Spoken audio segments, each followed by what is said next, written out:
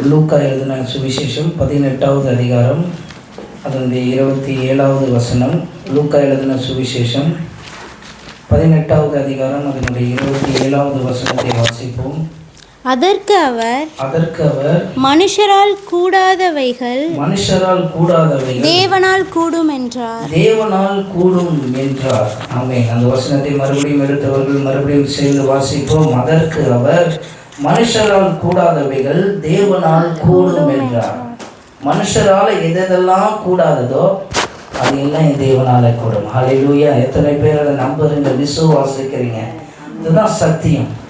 மனுஷனால எதுவெல்லாம் கூடாமல் இருக்கிறதோ, எந்தெந்த உதவிகளை நீங்கள் இந்த மனுஷரிடத்துல நாடுகிறீங்களோ அதெல்லாம் கூடாத காரியம். ஆனால் தேவனால் நிச்சயமாய் எல்லாமே கூடும் என்று சொல்லி இதை சொல்லுறது யார்? அந்த வசனத்தில் ஆமென், இயேசு கிறிஸ்து இந்த வசனத்தை சொல்லுகிறார். ஆமென். இன்னொரு இடத்துல இயேசு பிறக்கிறதுக்கு முன்பாக இதை லூக்கால வசனம் இருக்குது, தேவனால் எல்லாம் கூடும். ஆனால் அது தேவ தூதர் சொல்லுகிறார். ஆனால் இந்த இடத்துல இயேசுவே தன்னை பற்றி எப்படினால் அந்த அறிக்கையை சொல்லுகிறார். ஆமென். என்னவென்றால் மனுஷரால் கூடாதது ஆனால் தேவனால் எல்லாம் கூடும். அவரை விசுவாசிக்கிறவர்களுக்கு எல்லாம் கூடும், அவரை நம்புகிறவர்களுக்கு எல்லாம் கூடும். அன்றியும் அவருடைய தீர்மானத்தின்படி ஆமென் அழைக்கப்பட்டவர்கள் சகலமும் ஆமென் நன்மைக்கு ஏதுவாய் தான் நடக்குமே தவிர அது ஒருபோதும் தீமைக்கானது கிடையாது. இந்த சத்தியத்தை நல்லா புரிஞ்சுக்கணும். அப்போ தேவனால் செய்யக்கூடாத காரியம் ஒன்றுமே கிடையாது. ஆமென். இந்த இடத்துல இந்த சம்பவத்தை ஏன் ஆண்டவர் இதை சொல்லுறாருன்னா, இயேசுதான் இந்த சம்பவத்தை சொல்லுறார். இதில் ஒரு ஐஸ்வர்யவானாகி ஒரு தலைவன் ஒருவன் இருக்கிறான். அவன் என்ன செய்கிறார் என்றால், ஆண்டவரே நான் ரட்சிக்கப்படுகிறதுக்கு நான் என்ன செய்யணும்னு ஒரு கேள்வி கேட்குறான். இன்னைக்கு நமக்கும் அந்த கேள்வி இருக்கும், நான் இன்னும் ரட்சிக்கப்படுகிறதுக்கு என்ன செய்யணும்? அநேக வாலிப பிள்ளைகள் இங்கே இருக்கிறாங்க, இந்த பகுதியில் ஆட்கள் இருக்கிறாங்க. இவங்க எல்லாம் ரட்சிக்கப்படுகிறதுக்கு நான் என்ன செய்யணும்? அது ஒரு கேள்விக்குறியாகவே இருக்குது. இப்போ ஆண்டவர் அவனுக்கு பதில் கொடுக்கிறார். அந்த 10 கட்டளைகளை நீ கீழ்ப்படியணும். ஆமென். நீ என்ன செய்யணும்? தாய் தகப்பனை கனம் பண்ணணும் அப்படி சொல்லி ஆண்டவர் அதை சொல்லும்போது அந்த ஐஸ்வர்யவான் சொல்லுகிறான், இது எல்லாம் என் சின்ன வயசுல இருந்து நான் என்ன செய்கிறேன்னா கடைப்பிடிச்சிட்டு தான் வரேன். நான் வேதம் வாசிக்கிறேன், நான் உபவாசிக்கிறேன், நான் ஜெபிக்கிறேன், ஆனாலும் நான் கீழ்பட்டிருக்கிறேன். இன்னும் நான் ரட்சிக்கப்படுகிறதுக்கு என்ன செய்யணும் அப்படின்னு சொல்லும்போது இயேசு அந்த ஐஸ்வர்யவான் அந்த பணக்காரனை பார்த்து, அந்த தலைவனை பார்த்து சொல்லுகிறார், ஆனாலும் உங்ககிட்ட ஒரு குறைவு இருக்குது. நீ எல்லாமே கடைப்பிடிக்கிற, எல்லாமே செய்கிற, ஆனாலும் ஒரு குறைவு உனக்குள்ளே இருக்குது அப்படின்னு சொல்லும்போது ஆண்டவர் சொல்லுறாரு, உனக்கு இருக்கிறத எல்லாவற்றையும் விற்று தரித்திரனுக்கு கொடு அப்படின்றார். உங்ககிட்ட சொத்து இருக்குது, பணம் இருக்குது, செல்வந்து இருக்குது, எல்லாமே இருக்குது. இதை எல்லாத்தையும் விற்று யாருக்கிட்ட கொடுக்கணும்? தரித்திரனுக்கு கொடு அப்படின்னு அந்த ஐஸ்வர்யவானை பார்த்து சொல்லுறாரு. அதற்கப்புறம் நீ என்ன பண்ண? என்னை பின்பற்றி வா. இயேசுவை பின்பற்றி போகிற நம்ம உலக பொருள்னால, உலக சிநேகத்தினால அவரை பின்பற்ற முடியாது.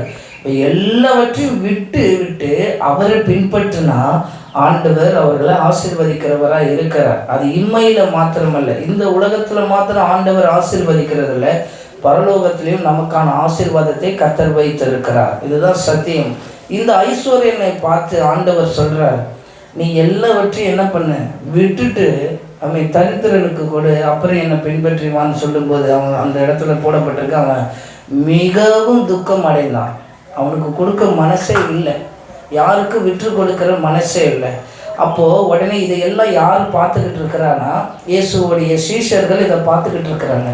அந்த சீஷரில் பேதுரு தான் முதல்ல கேட்குறாரு, ஆண்டவரே அப்போனா யார் தான் ரட்சிக்கப்படுவான்?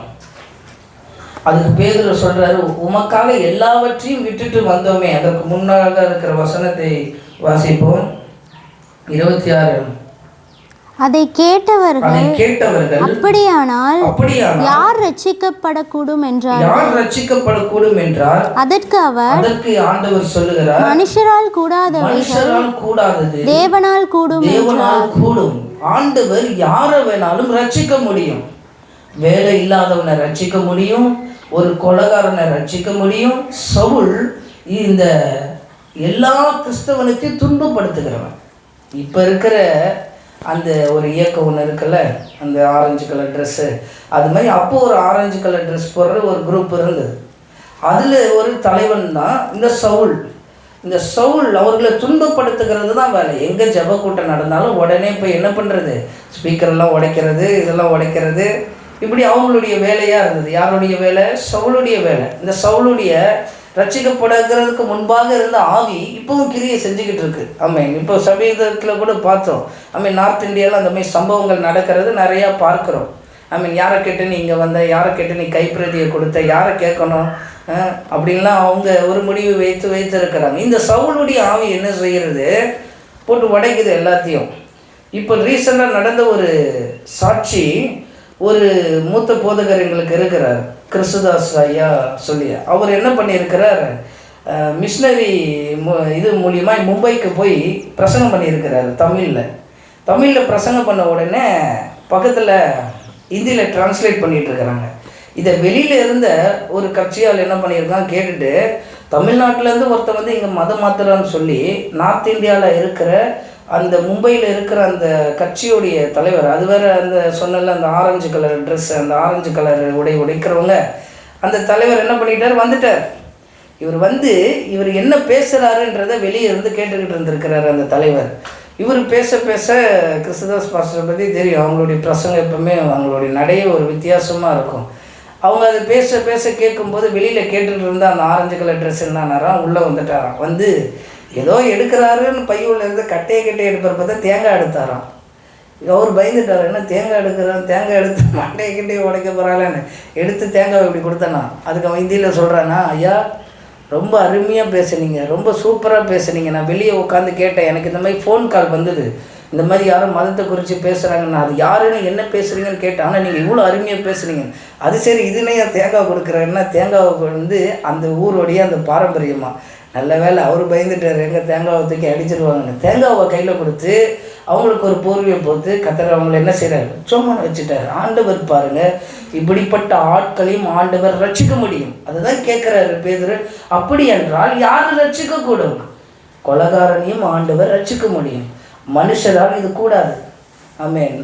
நம்மளும் நிறைய பேர்கிட்ட சொல்கிறோம், ஆமேன், நாங்கள் இந்த மாதிரி இந்த சண்டே கிளாஸ் வந்து தான் எடுக்கிறோம் பிள்ளைங்களுக்கு, இதெல்லாம் கிடையாது, இதெல்லாம் முடியாதுன்னு. அப்போ நம்ம அவங்கள வந்து என்ன செய்ய முடியாது, ஃபோர்ஸ் பண்ண முடியாது. போக சொன்னால் நம்ம அமைதியாக கடந்து வந்துடுவோம். ஆனால் நம்ம ஜெபிக்கும்போது அந்த ஜெபம் அதுக்குள்ளே கடந்து போய் அவங்கள ரட்சிக்கும். அப்போ மனுஷரால் கூடாதது தேவனால் எல்லாம் கூடும். எல்லா ஆத்துமாக்களையும் ஆண்டவர்னால ரட்சிக்க முடியும். மோசே ஒரு கொலைகாரன், கொலை பண்ணிட்டு போய் பதுங்கின ஆள். பதுங்கினதுன்னு எங்கே, ஊரை விட்டு தேசத்தை விட்டே போயிட்டான் வேறு தேசத்துக்கு. அப்படிப்பட்ட ஆளை எடுத்து பயன்படுத்த ஆண்டவர் லட்சக்கணக்கானவர்களுக்கு தலைவராய் ஆண்டவர் ஏற்படுத்தினார். அதனால் யாரை ரட்சிப்பது என்பது ஆண்டவருக்கு ஒரு இது கிடையாது. வேலை இல்லாதவன் ரட்சிக்கப்பட்டிருக்கிறான். இந்த வேதாகம கல்லூரியிலே ஒரு சாட்சி இருக்குது. ஜெயிலுக்கு போயிட்டு ஜெயிலுக்கு போகிறதுக்கு பயந்து தப்பி ஓடுறதுக்கு ஒளியறதுக்கு இடம் தெரியாமல் 3 வருஷம் பைபிள் காலேஜில் உட்காந்து ரட்சிக்கப்பட்டு இன்றைக்கி டெல்லியில் ஏஜி சூப்பர்டென்ட் பாஸ்டர், 10,000க்கு அவர் பாஸ்டர். அந்த பாஸ்டருடைய சாட்சி அது. ஒளியறதுக்கு இடம் தெரியலையா. அப்போது எவனோ ஒருத்தர் சொல்லியிருக்கிறான், நீ பைபிள் காலேஜுக்கு போனால் அங்கே வந்து உன்னை வெளியெல்லாம் விட மாட்டாங்க, உள்ளே உன்னை வச்சுப்பாங்க அப்படின்னு. இதுக்காக ஒதுங்கிறதுக்கு கொலை பண்ணிவிட்டு அதை மறைக்கிறதுக்கு பயந்துக்கிட்டு பைபிள் காலேஜ் வந்த ஆள் இருக்குது. சில பேர் அமைதியாக இருப்பான், என்னடான்னு கூப்பிட்டு கேட்டால் அவனுடைய சாட்சி அவ்வளோ பெருசாக இருக்கும். பல லட்சம் கடனை வாங்கிட்டு கமுக்கமாக எங்கே வந்து பதுங்குறான், பைபிள் காலேஜில் வந்து பதுங்குறான். அவங்க வாழ்க்கை அதுக்குள்ளே மாறி அப்படி பாஸ்டரானவங்க இன்றைக்கி பெரிய ஆளுங்க எல்லாம். இன்றைக்கி எல்லாருமே அவங்களாம் ஆயிரக்கணக்கான விசுவாசிகளை வைத்து ஊழியம் செய்கிறாங்க. மனுஷரால் இது கூடாதது தேவனால் எல்லாம் கூடும். ஆண்டவர்னால் யாரை வேணாலும் ரட்சிக்க முடியும். ஆமேன். என்ன ரட்சித்து ஆண்டவர் ஊழியத்துக்கு கொண்டு வந்திருக்கிறார். என் மூலியமாக அநேக பேரை ரட்சித்திருப்பார். என்ன ஒரு போதகர் என்ன வழி நடத்தினார். இப்படி அநேக பேரை ஆண்டவர்னால ரட்சிக்க முடியும். நம்ம தாய் தகப்பனை ரட்சிக்க முடியும், நம்ம உறவினர்களை ரட்சிக்க முடியும். மனுஷரால் கூடாதது எல்லாம் தேவனால் கூடும். இந்த பகுதியிலும் நம்ம அதுக்கு தான் விசுவாசமாக நம்ம ஜெபிக்கிறோம். என்ன, இவங்க எல்லாம் என்ன செய்யப்படணும், ரட்சிக்கப்பட வேண்டும் ஆண்டவரே என்று ஜெபிக்கிறோம். நம்மளால கூடாது, ஆனால் தேவனால் எல்லாம் கூடும். நான் என் மனைவி இங்கே கடைக்கு போகிற இடத்துக்கு போகும்போது, நம்ம இதில் தான் கடைக்கு போகும்போது கேட்டேன், எந்த நம்பிக்கையில் நீங்கள் வந்து சபையை வச்சிங்கன்னு கேட்டாங்க. ஆல்ரெடி 2 இது இருக்குது. நான் சொன்னேன், ஐயா நாங்கள் வரல, எங்களுக்கு இங்கே வர்றதுக்கு விருப்பமும் கிடையாது. நாங்கள் ஒரு ஸ்தாபனத்தில் கீழ்பட்டு ஊழியம் செய்கிறோம். அந்த ஸ்தாபனம் இங்கே இடத்த வாங்கி அந்த ஸ்தாபனம் எங்களுக்கு போதகராக நியமிச்சிருக்கு. நாங்கள் ஒன்றும் விருப்பப்பட்டு வந்து இங்கே வந்து சம்பவிக்கணும்னு எங்களுடைய நோக்கம் கிடையாது. கர்த்தர் எங்களை கொண்டு வந்திருக்கிறார். ஆண்டவர் ஏதோ நோக்கத்துக்காக கொண்டு வந்திருக்கிறார். அவங்க சொன்னாங்க பார்ப்போம், அங்கே வேறு அனலாக இருக்குமே, எப்படி ஜனங்க வராங்கன்னு பார்ப்போம். நான் வந்து சொன்னேன் பார்ப்போம். அவங்களுக்கும் அதே பதில் தான், பார்ப்போம். நம்ம ஜெபிக்கிறோம், மனுஷரால் கூடாதவைகள் தேவனால் எல்லாமே கூடும் ஆண்டவனால். அடுத்த வசனத்தை வாசித்தோம் என்றால் அதில், அப்பொழுது பேதுரு அவரை நோக்கி, இதோ நாங்கள் எல்லாவற்றையும் விட்டு உம்மை பின்பற்றினோமே.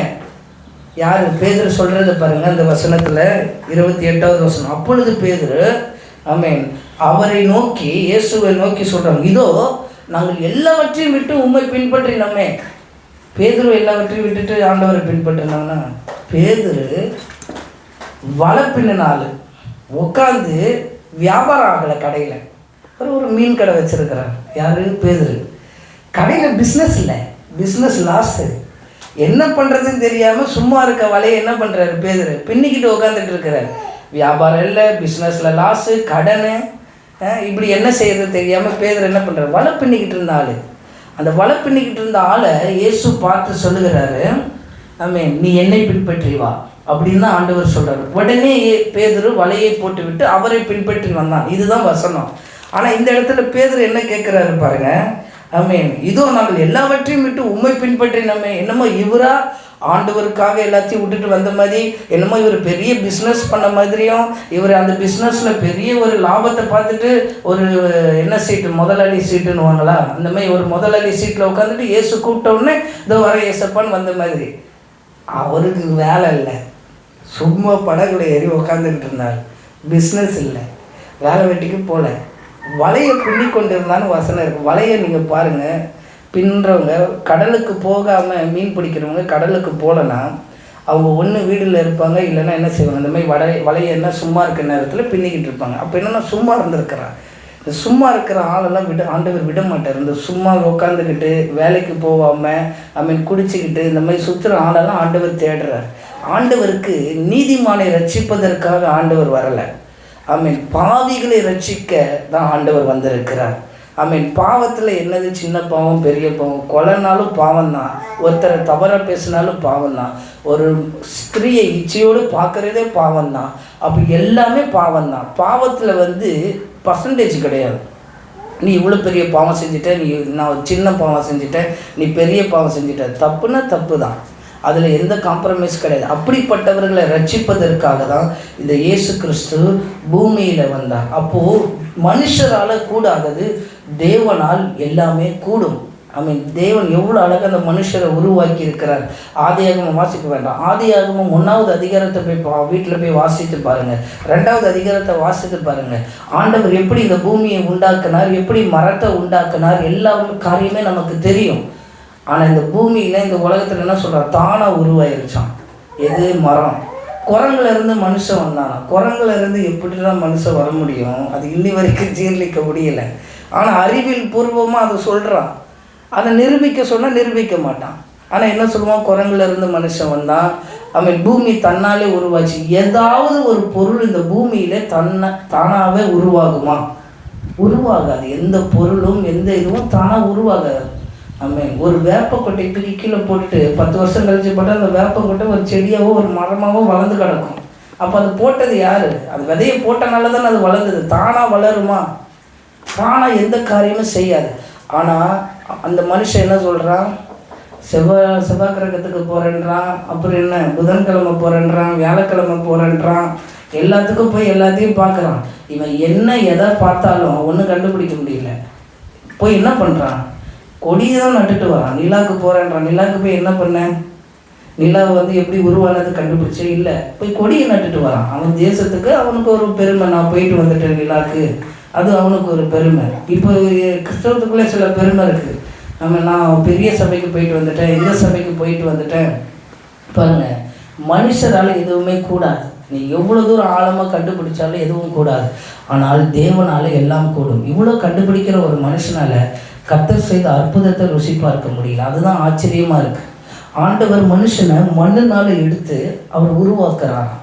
அதனால தான் இந்த மனுஷன் மண்ணுக்கே திரும்புகிறான்.